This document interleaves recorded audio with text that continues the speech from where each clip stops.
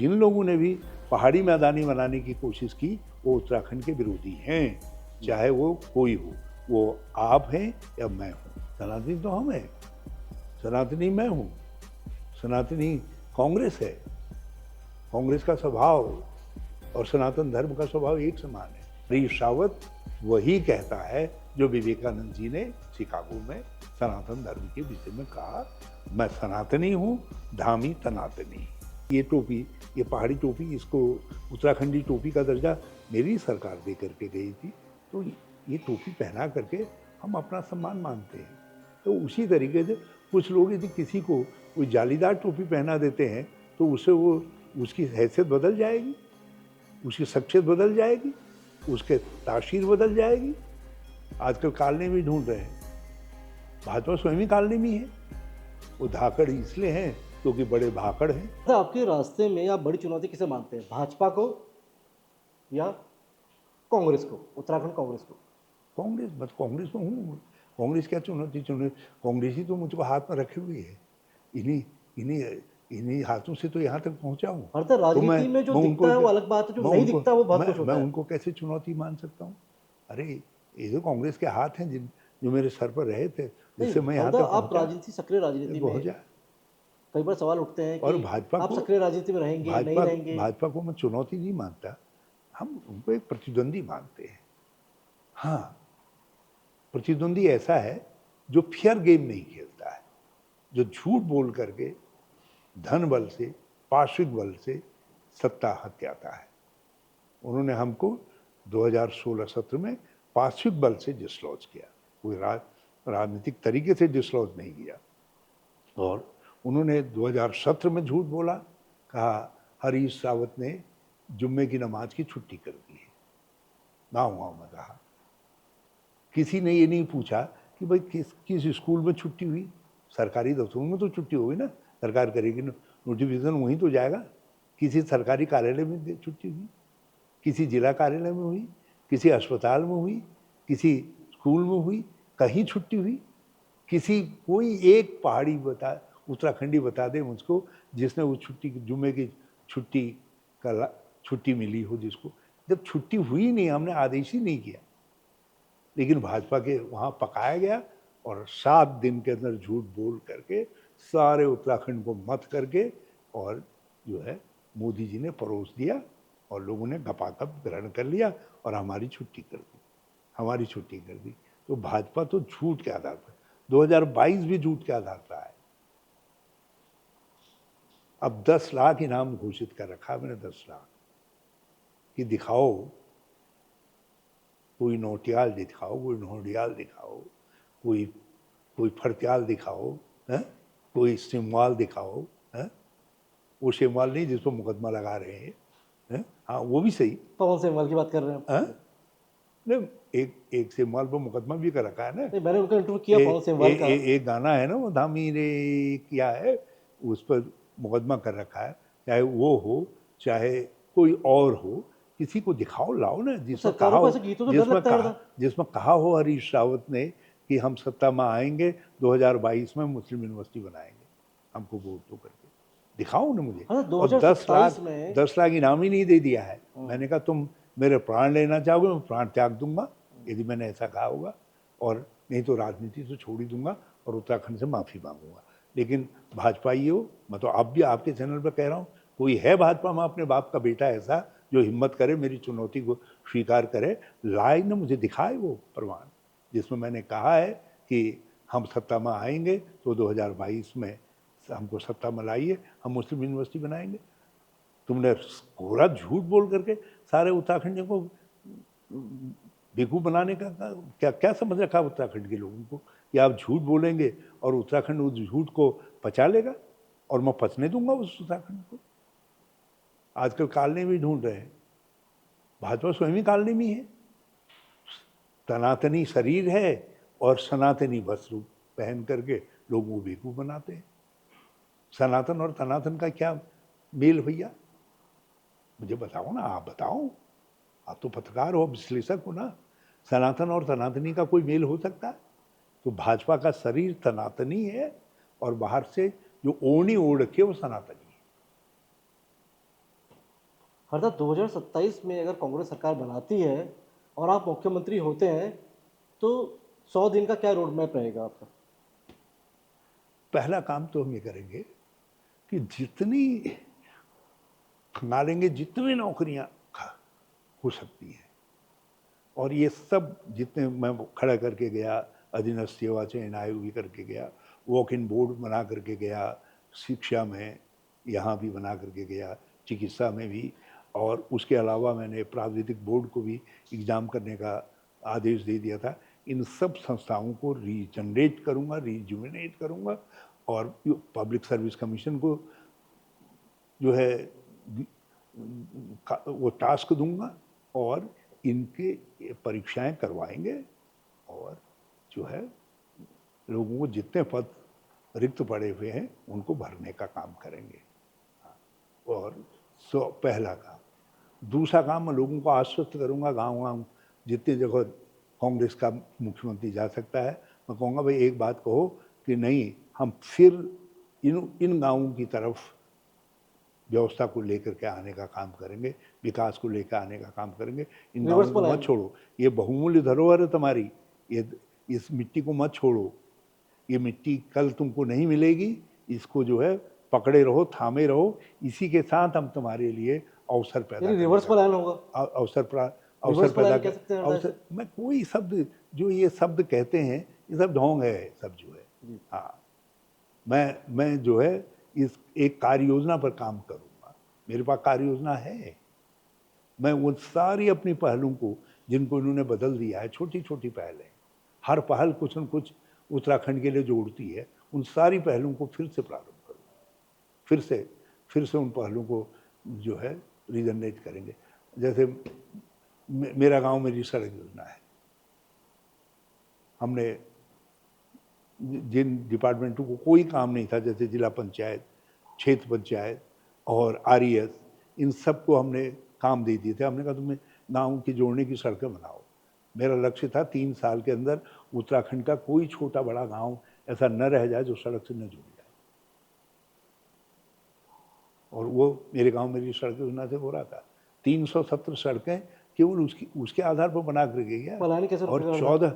1400 से ज़्यादा सड़कें निर्मित की मैंने। पलायन कैसे रुकेगा? सड़कें तो बनी गाँवों में, हमने देखा जहाँ से सड़कें बनी हैं, पलायन भी की रफ्तार भी बढ़ी है, तो पलायन कैसे रोकेंगे? जब आपने वहाँ आजीविका के साथ नहीं जोड़ा ना, मैंने सड़क को आजीविका के साथ जोड़ने के लिए बनाया, तुमने आजीविका को नकार दिया, तुमने आजीविका को नकार दिया। तुम जम्मू, गद्रेणी, काला जीरा, लाल चावल प्रधानमंत्री के टेबल पर तो ले जा सकते हो, धन्यवाद, बहुत अच्छा एफर्ट्स है, बहुत अच्छी बात है, लेकिन उसको खरीदने का मैकेनिज्म तो कुछ बनाया नहीं। उसके लिए दूर दूर जो है छोटी छोटी मंडियां बना, मैं बना करके गया ना, जोशी मठ, मुंशियारी आदि जगह जो है, तो हमने हर चीज़ की एक योजना बनाई। जैसे हमने महिला स्वयं सहायता समूह को काम सौंपा, आंगनबाड़ियों को काम सौंपा, तो हमने उसके लिए उनके प्रोडक्ट को बेचने के लिए चीज़ें तैयार की। जैसे हमने हल्द्वानी के अंदर सरस और दूसरी संस्थाएं खड़ी की, यहाँ भी हमने कुछ संस्थाएं खड़ी की। हमने कहा भाई ये इनको बेचने का काम करेंगे। जिसको आज इन्होंने हिमालय नाम दिया है, वो हाउस हमने, ऑफ हिमालयस। हाँ, वो नाम इन्होंने बढ़िया दिया, अच्छी बात है, नामकरण करने में तेज है भाजपा वाले जो है। हमने जो है हमारे समय में बना हुआ है, उसमें जुड़ा कुछ थोड़ी है, हमने किया है। सुधीर नौटियाल हमारे वो थे, डायरेक्टर थे, उनसे पूछिएगा आप, वो जिन्होंने जोड़ा थोड़ी उसमें, वो तो जो हम कर गए वही है, उसी का नाम जरा बदल करके। मैंने कहा ना, ये नामकरण करने में हाँ, बड़े होशियार हैं, चाहे भट्ट जी लोग सिखा रहे हैं या कौन सिखा रहे हैं, लेकिन धामी भी जो है और भट्ट जो है नामकरण उस्ताद हो गए हैं। हाँ सर, 2016 में सरकार टूटी कांग्रेस की, कुछ रूठे हुए विधायक जो कांग्रेस छोड़कर अब बीजेपी में चले गए, मंत्री बन गए। क्या लगता है कि 2027 के चुनावों में क्या वापस आ सकते हैं कांग्रेस में? क्या आपके प्रयास रहेंगे? क्या इन्हीं पापियों को हैं? अरे भैया, भाजपा में माल खा करके अभी इनको लोगों को कहना चाहिए 10-5 साल इसको डकारो, अब तुम्हारा कोई काम नहीं, इनको छुट्टी कर यानी दी उनके जाए। रास्ते बिल्कुल बंद है कांग्रेस के? मैं तो कह रहा हूँ इनके लिए विधानसभा के रास्ते बंद होने चाहिए। यदि उत्तराखंड ऐसा नहीं कर रहा है तो अपनी बर्बादी की कहानियाँ लिख रहा है। ये सब जितने हैं ऐसे, इनके लिए रास्ते बंद होने चाहिए। हाँ, यदि राजा दंड देना नहीं जानेगा, राजा कौन है लोकतंत्र के अंदर? जनता। आप और मैं थोड़ी है राजा, जनता जनार्दन है। यदि वो दंड नहीं देगी, कहेगी नहीं भाई इस काम के लिए तुमने गलत किया है, तुमको दंडित किया जाता है, तो फिर राज रहेगा ही नहीं उनका। इसीलिए आज जनता रो रही है, क्योंकि आपने गलत को गलत कहा ही नहीं, दंडित किया ही नहीं। जब पेड़ बोया बबूल का, तो अमुआ कहाँ से खाए। हरदा, पेड़ तो आप ही लोगों ने बोया था, आप ही की पार्टी में वो पेड़ पनपा, बड़ा हुआ, वो पौधा वृक्ष बना। अरे कभी कभी ऐसे ऐसी जो है खरपतवार आ जाती है कांग्रेस के अंदर, कुछ आ गए ऐसे विष वृक्ष जो है कांग्रेस के अंदर, उसका फल तो भुगत रहे हैं हम। ये विष वृक्ष है। और ये भाजपा में भी देखिए, भाजपा वालों से पूछे तो उनकी आत्मा में क्या है। जो खांटी के भाजपाई हैं, ज़रा उनसे पूछ करके देखिए तो वो क्या कहते हैं। आपसे तो कहते होंगे ना, जो खांटी के भाजपाई हैं बेचारे खाली Bhajpa Bhajpa Bhajpa Bhajpa Bhajpa RSS RSS RSS जपने में लगे हैं। और ये असली मलाई मलाई मलाई मलाई ये सब जो हमारे दल बदलू गए हैं वो खा रहे। नहीं हरदा, क्यों मुख्यमंत्री समेत 8 मंत्री हैं सरकार में, उत्तराखंड सरकार में, जिसमें से 4 डब्बे जो हैं उसके, वो 4 डब्बे कांग्रेस के हैं। चाहे वो सतपाल महाराज हों, चाहे वो रेखा आर्या हों, चाहे वो सुबोध उनियाल हों, चाहे वो सौरभ बहुगुणा हों। ये 4 डब्बे जो हैं ये कांग्रेस के ही फिट हैं उस डबल इंजन सरकार में। ये भाजपा तो की और वही डबल इंजन की सरकार को रफ्तार भी दे रहे हैं वहाँ पर। तो लगता नहीं कि कांग्रेस की रफ्तार को तेज करने के लिए, ये क्योंकि कांग्रेस ये अभी डाउन है, ये 2027 के लिए रफ्तार मिले, ये तो उनका अगर वो आ जाते हैं, जनाधार होगा उनका, शायद कांग्रेस उनको कैश कर पाए, क्योंकि ये सरकार भी तो बनानी है। ये भाजपा को बेपटरी ही करेंगे, यही करेंगे। और इसीलिए ये चारों जो है, आपको मालूम है ये भी खट्टे अंगूर वाले हैं। और अच्छी बात है, धामी जी ने खट्टे अंगूर वाले इतने संख्या इतनी हो गई है कि वो अपने को एक दूसरे को कोहनी मारने में लगे हैं। उसमें धामी जी तब तक सेफ हैं जब तक खट्टे अंगूर वाले ये बहुत ज़्यादा लोग हैं, लेकिन ये सब खट्टे अंगूरवादी हैं। है ना, मीठे अंगूरों पे आते हैं। हैं? अब मीठे अंगूरों पर आते हैं, हाँ। और 2027 के लिए एक कहा जाता है उत्तराखंड कांग्रेस के अंदर, अगर अग्रिम पंक्ति के 5-7 नेता अगर एक टेबल पर बैठ जाएं और ये मैसेज देने में जनता को और अपने कार्यकर्ताओं को कामयाब हो जाएं कि हम सब एक हैं, हम भैया तो दसों सरकार बनती दिखाई हम देती तो है। 10 बार बैठते हैं। ये खाली एक वो बन गया। जैसे भाजपा के अंदर एक हरीश रावत, प्रीतम सिंह, यशपाल आर्या, करण महारा, एक हरक संस्था सिंह रावत, सब एक है। एक संस्था करोड़ों रुपए की शपथ लगा करके यहाँ से गायब हो गई। और उस संस्था के पैटर्न भाजपा के लोग थे, सबको मालूम है कौन कौन लोग थे, चेहरे सबको मालूम है। मुख्यमंत्री ने पहले एसआईटी की, एसआईटी, अब कह रहे हैं सीबीआई, ताकि तब तक काम चलता रहे, सीबीआई। और अब दूसरे धड़ा गृह मंत्री से मिल करके कह रहा है नहीं इंटरपोल को दे दो। वो कह रहा है सीबीआई से काम नहीं चलेगा, इंटरपोल को दे दो इसको। और सांसदगण है। तो लेकिन भाजपा का ये सब दिखाई नहीं देता, क्योंकि आरएसएस के प्लस्तर के नीचे ये सब छुप जा रहा है। कांग्रेस में लोकतंत्र है, थोड़े सब में हो सकता है कुछ मतभेद होंगे ही हों, इसलिए हमारी बातें ज़्यादा उछलती हैं। और सत्यता ये है, हम में मिनिमम और इतनी असहमति तो होनी ही चाहिए। नहीं होगी तो फिर लोकतंत्र कैसे चलेगा? लोकतंत्र को गति नहीं मिलेगी। यदि लोकतंत्र को गति नहीं मिलेगी तो कांग्रेस और मुल्क कैसे चलेगा? तो ये इसलिए हमारे यहाँ मिनिमम डिफरेंसेस हैं हमारे बीच में, 5-7 नहीं, हम 10-12-15-20 लोग मिल करके एक साथ एकजुट होकर के कांग्रेस लाने के लिए कटिबद्ध हैं। मैं आपके भारत न्यूज़ के सामने इस बात को कह रहा हूँ, इसको आप कहीं भी देख लीजिएगा। और इसीलिए मैंने कह दिया है कि 2027 में हरीश रावत चुनाव लड़ेगा नहीं, लड़ाएगा। ये सब लोग जो है लड़ेंगे भी, आगे लड़ाएंगे भी।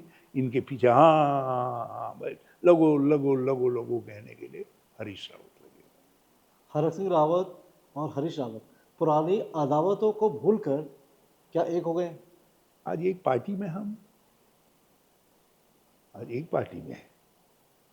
दिल मिल गए हैं। मैंने कहा एक पार्टी में है। एक पार्टी में है, दिल मिल गए हैं। मैंने कहा एक पार्टी में है।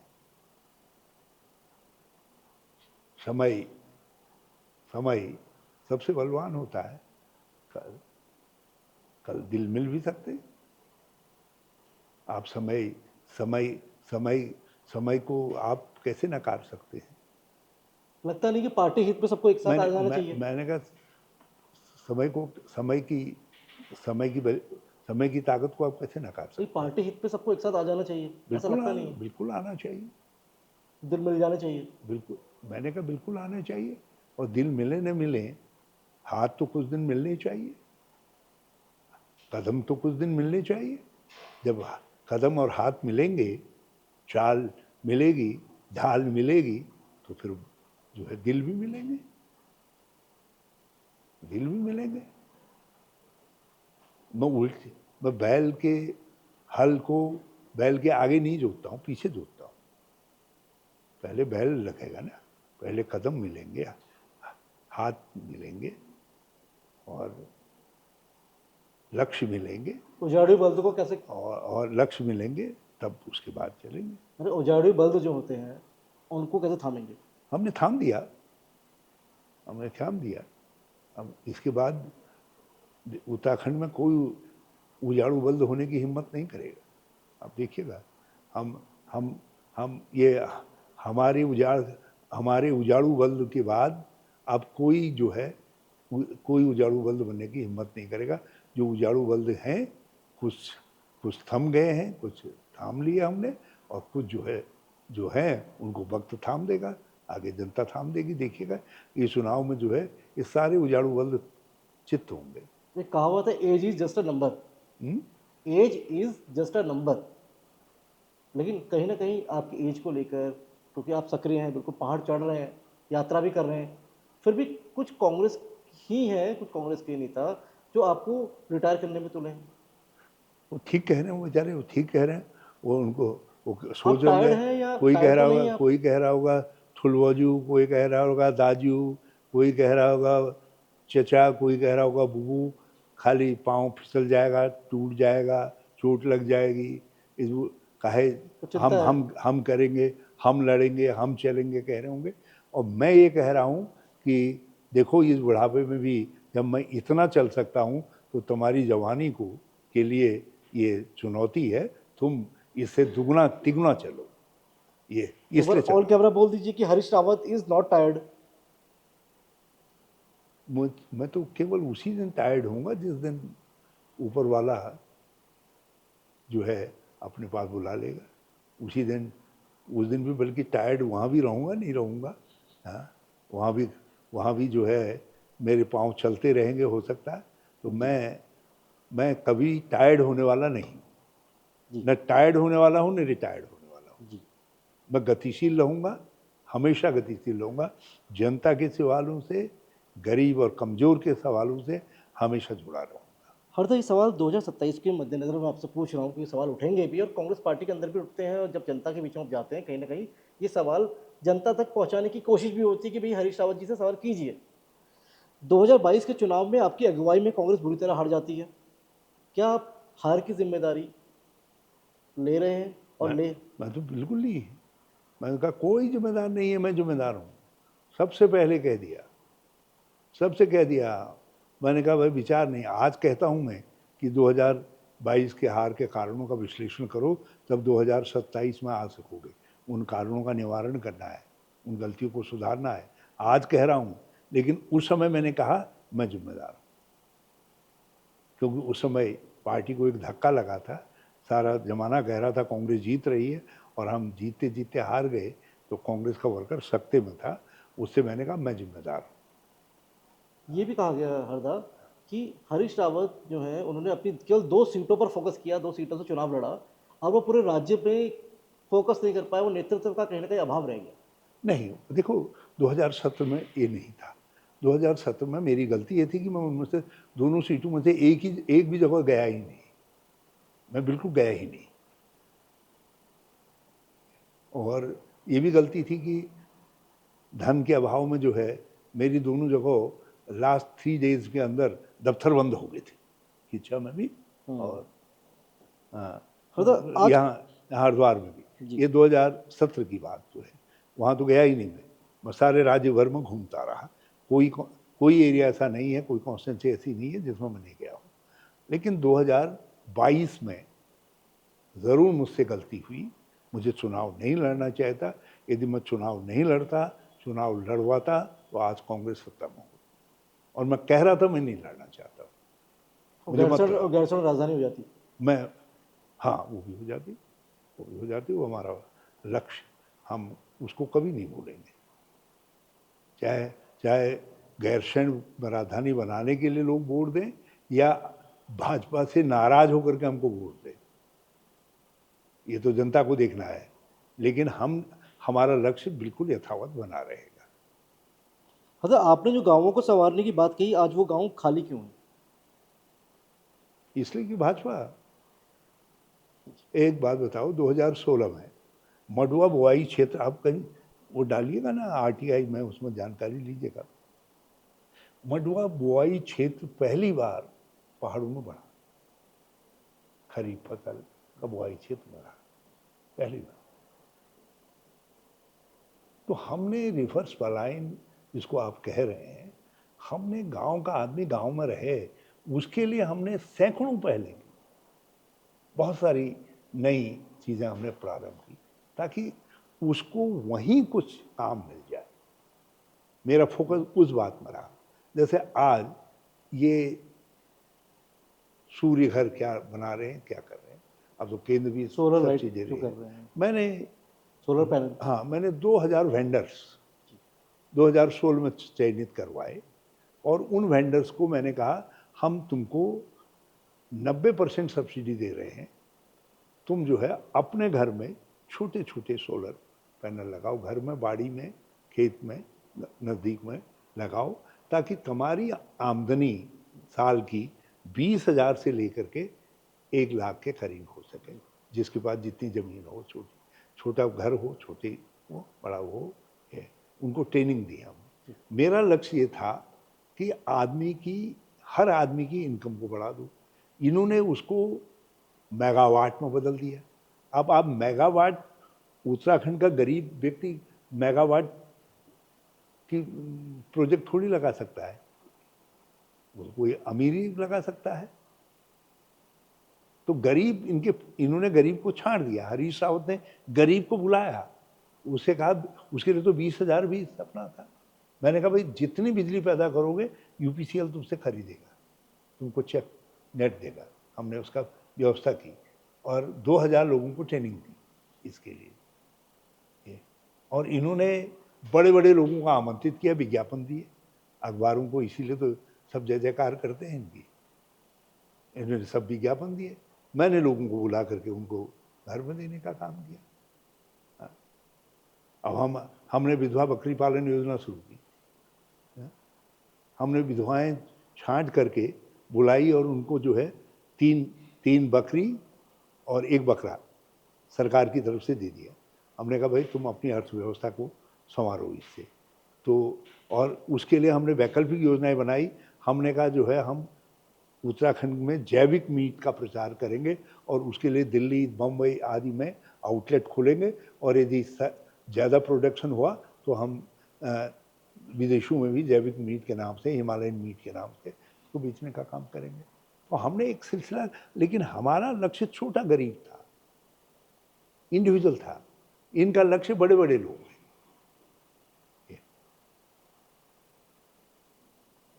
ये बड़े बड़े लोग हैं, ये आज उनको इतनी सब्सिडी दे रहे हैं।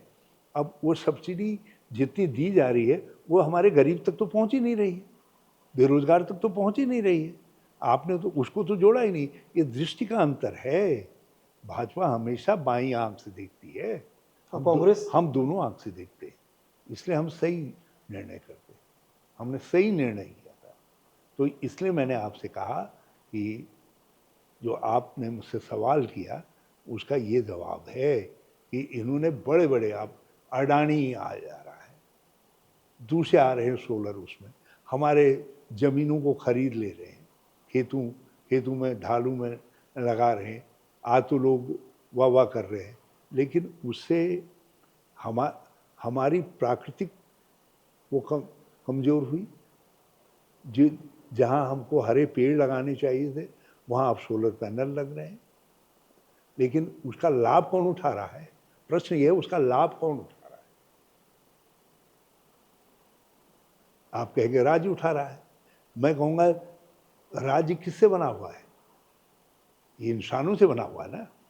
वहाँ के इंसानों को लाभ थोड़ी हो रहा है। वहाँ का इंसान तो जिसके ज़मीन में बना दिया, उसको कुछ पैसे टक्के मिल गए, वो बाद में उसका चौकीदार हो जा रहा है। तो हमारी हैसियत हमारी ज़मीन में चौकीदार की बन जा रही। मेरे होम स्टे का कंसेप्ट वो था जो हमने जो है गुंजी में दूसरी जगह हमारे समय में हमने प्रारंभ किया, जो हमने दियारा बुग्याल के चारों तरफ प्रारंभ किया, जो अल्मोड़े के चारों तरफ हमने प्रारंभ किया। हमने लोकल आदमी को छांटा, वहाँ के आदमी को छांटा। इसलिए हमने पलायन पर गति रोक दी थी। जो पलायन की गति थी उस पर चेक लग गया था। लोगों ने कहा देखें तो यार हरीश रावत कुछ ऐसा कर रहा है जिससे मेरा घर में ही कुछ हो जाएगा बंदोबस्त, क्यों जाऊं घर से। ये भावना हमने पैदा की। इन्होंने उस भावना को खत्म कर दिया और इसलिए लोग अब उनका यार अब कुछ नहीं होता, ये तो भाजपा ही आ गया। चलो यार, ही तो सब गांव छोड़ करके जिसको जितना दाम में मिल जा रहा है ज़मीन बेच दे रहा है, पता नहीं खरीदने वाला कहाँ का है। हमारी मिट्टी संस्कृति आज खतरे में है। ये दर्द है हमको। हाँ, अरे कभी कभी यदि ऐसा न हो जिस तरीके से कई संस्कृतियां मिट गई, एक दिन ऐसा आए कि उत्तराखंडी संस्कृति ढूंढना मुश्किल हो जाए। हर संस्कृति की बात जब आपने की है, अगर कांग्रेस सरकार बनती है तो क्या यहाँ स्कूलों में, विद्यालयों में, क्या यहाँ पे जो यहाँ की स्थानीय भाषाएं हैं, क्या वो पढ़ाई जाएगी, सिखाई जाएंगी? अरे महाराज, हमने तो आप तो यहाँ तक कह रहे हैं, हमने तो रोजगार के साथ जोड़ दिया।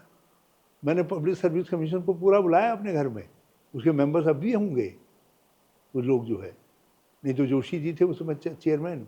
हमने कहा महाराज 30 से लेके 35-40% तक गढ़वाली और कुमाऊनी, जौनसारी और रंग और उन भाषाओं के शब्द डालो, उनके सवाल डालो, वो पहाड़ गए। 40% तक सवाल वहाँ के होने चाहिए ताकि पब्लिक सर्विस कमीशन तक में जो लड़के आए वो हमारे आए। अधीनस्थ सेवा चयन को भी ये आदेश दिया कि तुम इस तरीके के प्रश्न अब क्या करो। है? हाँ, अब क्या है? इन्होंने उसको सब हटा दिया। इन्होंने तो पब्लिक सर्विस कमीशन वही नहीं करवाया। मेरी कार्यकाल केवल ऐसा है जिसमें 3 साल में 2 बार पब्लिक सर्विस कमीशन की भर्तियां हुई है। आप ढूंढ लो। नारायण जी के कार्यकाल में 17,000 लोग भर्ती हुए 5 साल में। मैंने 3 साल में 32,000 भर्ती की। और धामी जी के राज में? और हाँ, खंडूरी जी ने भी 4-5 हजार भर्ती। धामी जी के समय में हाँ? कितने रोजगार के मौके पैदा हुए? आपका जो डाटा वो क्या कहता है? कौन रावत जी? पुष्कर सिंह धामी के राज में कितने रोजगार के अवसर पैदा हुए?